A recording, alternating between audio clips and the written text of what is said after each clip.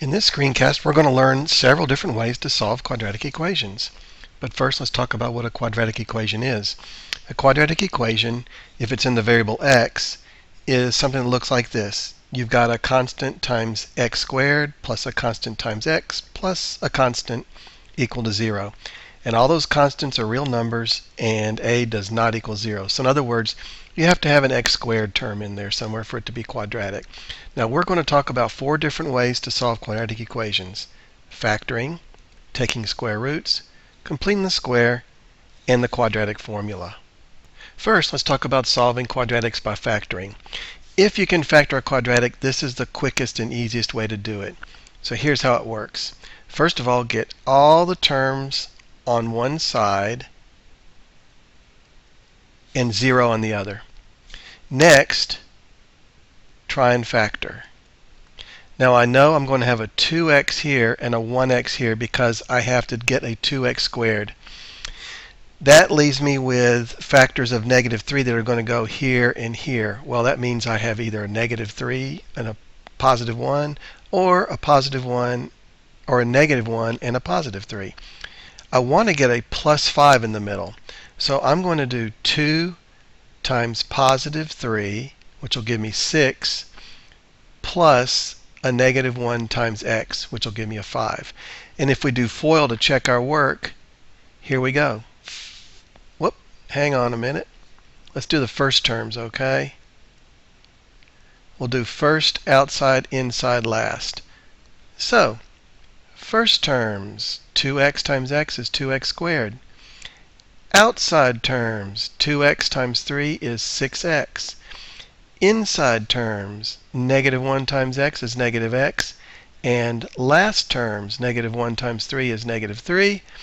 And I combine the 6x and the minus x. I get 2x squared plus 5x minus 3. So we have factored it. Okay, so back to the problem. If this quadratic equation can be rewritten in factored form like this, then I'm going to set each factor equal to 0.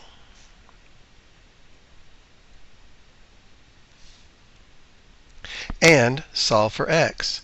So I get 2x equals 1, x equals 1/2, and x equals -3. So those are our 2 answers. For every quadratic equation you solve, you will get 2 answers. X equals 1/2 and x equals -3 in this example. Our second method for solving quadratic equations involves completing taking the square root. And you can do this when you have a nice binomial that's being squared. Here's all you do. You isolate that binomial as being squared and get everything else on the other side. So I'm going to subtract 5 from both sides, and that equals 10. Now, I take the square root of both sides. And when I take the square root of 10, I have to remember to do plus or minus. The square root of y plus 2 squared is y plus 2. And of course, we have plus or minus the square root of 10. Now, I just solve for y. I subtract 2 from both sides, and those are my 2 answers. -2 plus the square root of 10, and -2 minus the square root of 10. So that's solving a quadratic by taking square roots. Our third technique for solving quadratics is completing the square. And we're going to take advantage of this pattern right here. If I have something squared plus twice a times b plus the second thing squared, that factors into a plus b squared. All right, so let's check this out. The square root of x squared is x. I'm going to write that as x squared. And the square root of 25 is 5. So I'm going to write it like that. Now ask yourself, is this term right here twice that times that? So in other words, is 2 times 5 times x equal to 10x? Yes, it is.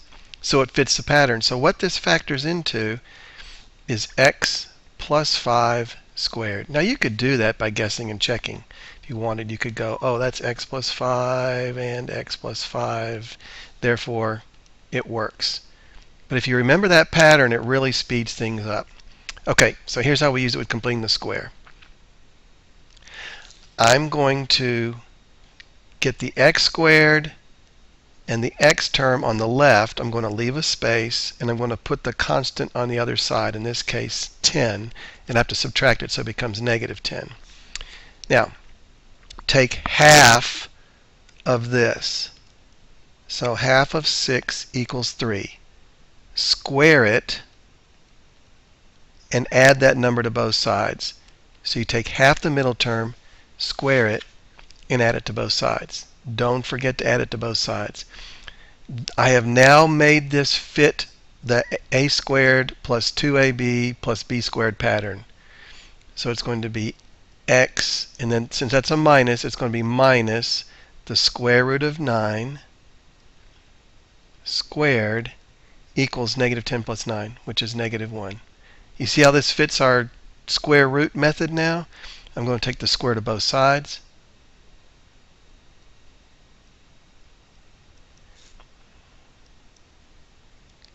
Okay, the square root of x minus 3 squared is x minus 3. And remember that the square root of negative 1 is I. So our two answers are negative 3 plus I, negative 3 minus I. Well, what happens if you have a number in front of your x squared? You just have to do one extra step. Okay, I'm going to get the x squared and the x term on one side, leave a space, and keep the constant on the other side. And now I'm going to factor out whatever that number in front of x squared is. So it's going to go look like this.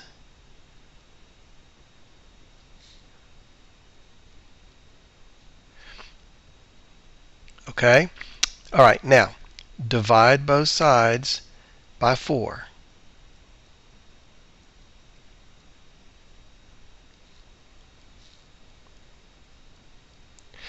Half the middle term is 1/2. Squared is 1/4. That is what I add to both sides. 13/4 plus 1/4 is 14/4, which is 7/2. Okay, so the left side fits our a squared plus 2ab plus b squared pattern. That's x plus the square root of 1/4 is 1/2 squared equals 7/2. We're going to take the square root of both sides. I'm going to get x plus 1/2 equals plus or minus the square root of 7/2. All right, so x equals negative 1/2 plus or minus the square root of 7 over the square root of 2. And let's rationalize that.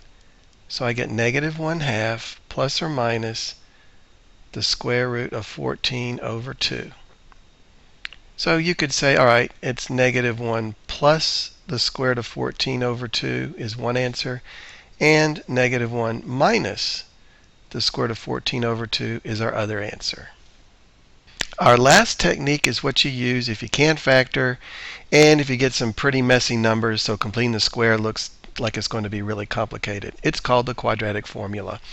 So if we have our general form of a quadratic, then x is always going to equal minus b plus or minus the square root of b squared minus 4ac all over 2a. All you do is memorize that formula and plug these three numbers in. So let's do an example of using the quadratic formula. Okay, I'm going to multiply everything by the common denominator so I don't have any fractions. So I'm going to multiply this by 8.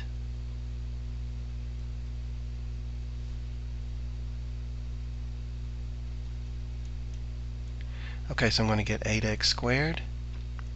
And 5/2 times 8 is 20, because 2 goes into 8 4 times. 4 times 5 is 20. And 19/8 times 8 is 19. And over here, 0 times 8, of course, is 0.